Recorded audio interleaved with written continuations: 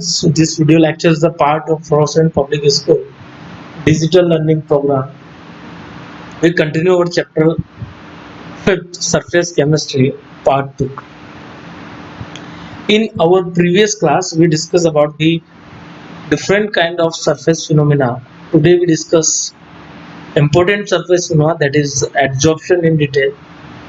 Today we discuss types of adsorption here. So basically, this pictorial show that how adsorption will take place.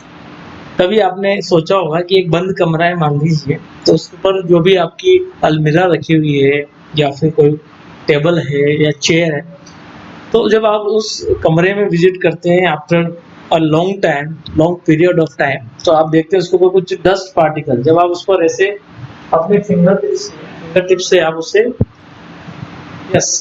Finger tip से आप जब उसे rap करते हैं या फिर आप उसे क्या करते हैं, साफ करने की कोशिश करते हैं, तो आपके हाथों पर हल्की सी डस्ट के पार्टिकल्स जो हैं आपको फील होते हैं।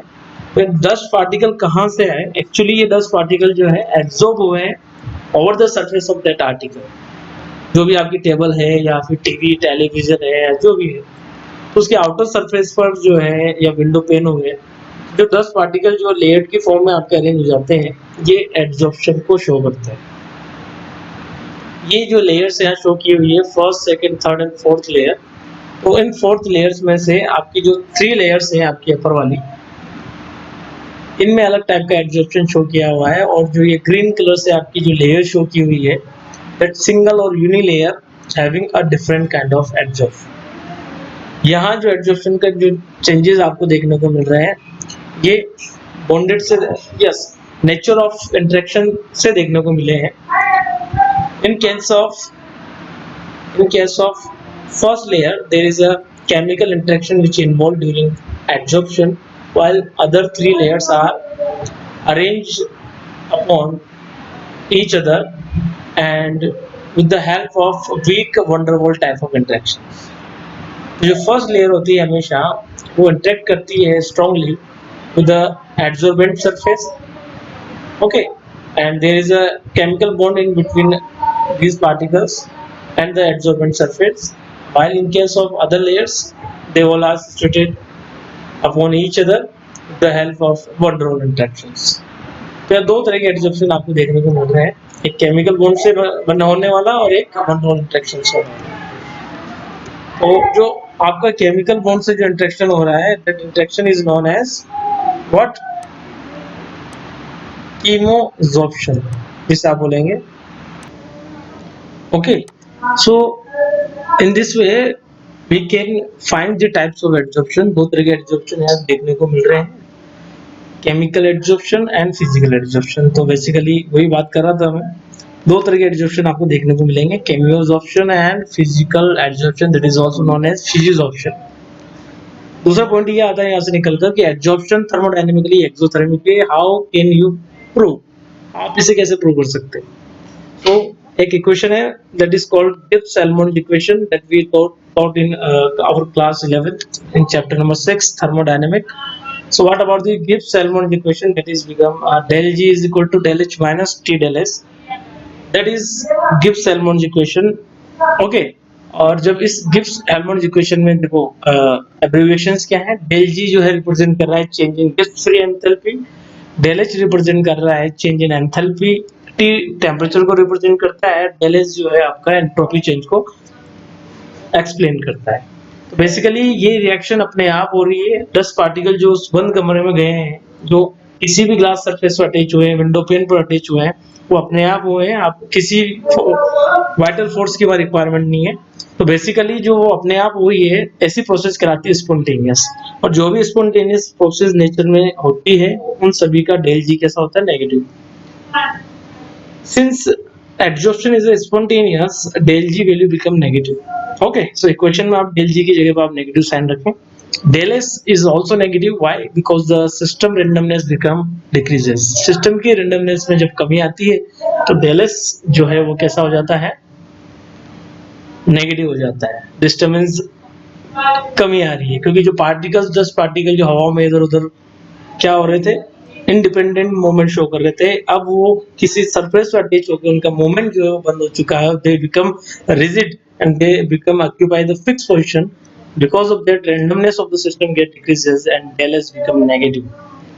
जब आप del s नेगेटिव रखते हैं, del g नेगेटिव रखते हैं, तो del h भी आपका नेगेटिव आएगा, and since del h become negative, since change in enthalpy become negative, तो ये रिएक्शन इजीली जो है एक्सोथर्मिक प्रूव हो जाती है।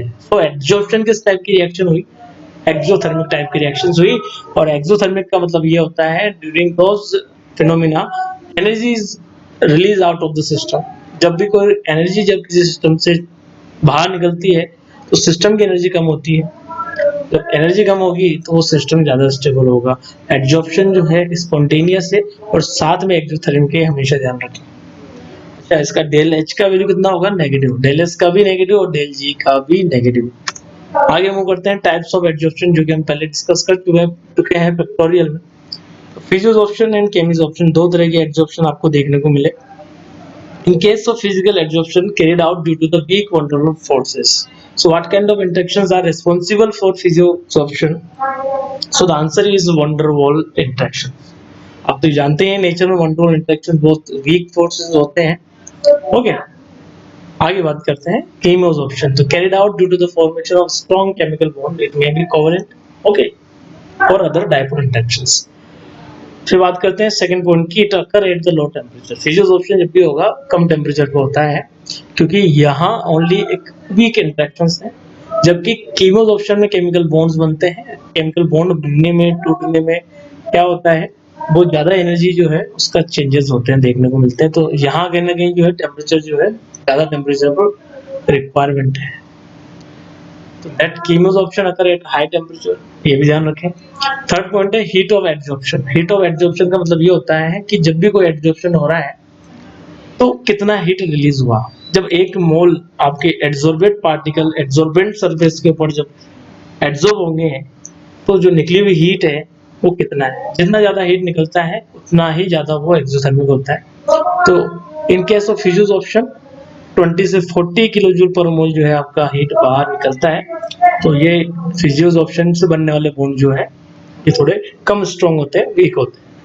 जबकि केमियोसॉर्प्शन जो कि कोवलेंट बॉन्ड के थ्रू या केमिकल बॉन्ड्स के थ्रू जो है होता है, तो वहाँ जो बॉन्ड्स हैं वो ज्यादा स्ट्रॉन्गर है, तो वहां से निकलने वाली हीट ऑफ एब्जॉर्प्शन भी ज्यादा होगी, that's become 82 to 40 kilo joule mole. Second thing, physisorption can be reversible, ये रिवर्स हो सकता है इजीली। जो डस्ट पार्टिकल आपके अटैच हुए तेज हवा चलने से वापस उड़ सकते हैं, हट सकते हैं, लेकिन in case of chemisorption it is irreversible, क्योंकि यहाँ केमिकल टाइप की स्ट्रॉन्ग बॉन्डिंग होती है। Since chemisorption involve strong chemical bond formation, it will hard to reverse. Okay, यहाँ इरिवर्सिबल प्रोसेस होना नामुमकिन होता है। फिफ्थ पॉइंट बहुत सिंपल सा है, it is multi layer phenomena. Physisorption में क्या होता है, एक डस्ट लेयर के ऊपर दूसरी layer, third layer, fourth layer वो डिपोजिट होती चली जाती है। जैसे आप टाइम पीरियड के बाद, लॉन्ग टाइम पीरियड के बाद, 6 महीने, एक 1 ईयर, इसके बाद अगर आप कमरे को खोलते हैं तो डस्ट की जो लेयर है वो उतनी मोटी होती चली जाती है। तो फिजियोसॉर्प्शन जो एक मल्टी लेयर फिनोमेना है, जबकि कीमोसॉर्प्शन जो है फर्स्ट लेयर तक ही सीमित रहता है, फर्स्ट लेयर तक ही लिमिट रहता है। ओके, तो it is a unimolecular type of phenomena. आगे बात करते हैं factors which affect the absorption. Absorption को कौन-कौन से फैक्टर्स जो है अफेक्ट कर पाते हैं? पहला, नेचर ऑफ बोथ एडसॉर्बेंट एंड एडसॉर्बेंट। एडसॉर्बेंट किस टाइप का है, नेचर रखता है, पोलर है, नॉन पोलर है, क्या है? तो जो पोलर टाइप के एडसॉर्बेंट हैं obviously they undergo higher absorptions. Surface area of the adsorbent, adsorbent का जितना ज्यादा सरफेस एरिया होगा उतने ही ज्यादा जो है एब्जॉर्प्शन होगा, बिल्कुल डायरेक्टली प्रोपोर्शनल है सरफेस एरिया के, ये हमेशा ध्यान रखिए। क्योंकि मैंने बोला था आपसे एक चीज पहले कि absorption is a kind of surface phenomena, और सरफेस फिनोमेना उतने ज्यादा देखने को मिलेंगे जितना ज्यादा की इफेक्टिव सरफेस एरिया प्रोवाइड करेंगे। Third is nature of adsorbent. Adsorbent का नेचर कैसा है? As similar, adsorbate with the polar nature will also show higher adsorption. Fourth is temperature. तो टेम्परेचर बहुत इंपॉर्टेंट फैक्टर है, जैसा कि मैंने बोला कम टेम्परेचर पर फिजियोसॉर्प्शन होता है, हायर टेम्परेचर पर केमिसॉर्प्शन होता है। तो टेम्परेचर भी एक फिनोमेना है। टेम्परेचर बढ़ाने से ऑब्वियसली एडसॉर्प्शन का रेट जो है वो कम होगा। Okay, fifth is pressure. As you increase the pressure, suppose मान लीजिए कोई गैसेस जो है किसी सॉलिड का कैटलिस्ट पर क्या हो रही है, अटैच हो रही है, at that time if we rise the pressure of, if you increase the pressure over the surface of adsorbent, gases pressure अगर आप बढ़ा देते हैं, एटमॉस्फेरिक प्रेशर आप बढ़ा देते हैं, तो गैस का जो है एब्जॉर्प्शन भी किसी सॉलिड सरफेस पर क्या हो जाएगा, बढ़ जाएगा। ऐसा कहाँ देखने को मिलेगा आपको, सॉलिड गैस सिस्टम में, हाँ एड्जॉर्बेंट सरफेस आपकी सॉलिड हो और गैसेस के पार्टिकल जो है उस पर क्या हो रहे हो, एड्जॉर्ब हो रहे हैं। 6 एक्टिवेशन ऑफ सॉलिड एड्जॉर्बेंट, इसको आप ऐसे समझिए कि कोई सॉलिड सरफेस है, मान लीजिए इट मे बी कैटलिस्ट और इट मे बी कोई मेटालिक सरफेस है जिसपे आपको कोई गैसेस को क्या करना है, एड्जॉर्ब करना है। तो वो होता क्या है कि नॉर्मली जो रूम टेम्परेचर होता है उस पर भी बहुत सारी गैसेस जो है उसके ऊपर अटैच होती है। जैसे आपकी वॉल ऑफ रूम है मान लीजिए, तो वहाँ पर बहुत सारी गैसेस है, नाइट्रोजन भी है, ऑक्सीजन भी है, कार्बन डाइऑक्साइड भी है, कार्बन मोनोऑक्साइड भी है, हाइड्रोजन भी है। तो सारी गैसेस जो है वॉल पर ऑलरेडी जो है क्या है, एब्जॉर्ब है। तो उन्होंने surface area basically effective surface area कम कर दिया है। अब आप क्या करें, उस सरफेस को, एड्जॉर्बेंट सरफेस को आप एक्टिवेट कर सकते हैं बाय इंक्रीजिंग इट्स टेम्परेचर और by passing heat wave. Okay, आप जो है ड्राई एयर आप उसके ऊपर से पास कर सकते हैं, उससे जो एड्जॉर्ब गैसेस है वो क्या हो जाती है, रिमूव हो जाएगी। कहाँ से, उसके सरफेस से। तो अब जो है 100% surface area of adsorbent is available for the further adsorption. तो आप ऐसे भी जो है एड्जॉर्प्शन एक पर्टिकुलर गैस का इंक्रीज कर सकते हैं। So this is all about today lecture. We have some little bit exercise. There are 4 questions only. First question is common adsorption is exothermic in nature. We can easily prove by thermodynamic aspects by using Gibbs-Helmholtz equation that we discussed in earlier. That is del G is become equal to del H minus T del S. वहाँ से आप इसे explain कर दें, prove कर दें। Second is how physical adsorption is differ from. is है यहाँ पर correction कर लीजिएगा, is differ from chemical adsorption. I already give the table for that. Question number 3, mention the factor which affect the adsorption. There are 5 factors which we discussed earlier. Okay, so आप वो mention कर सकते हैं। Fourth point है which type of adsorption occur at the high temperature? Obviously chemosorption or chemisorption. Okay, so this is all about today lecture.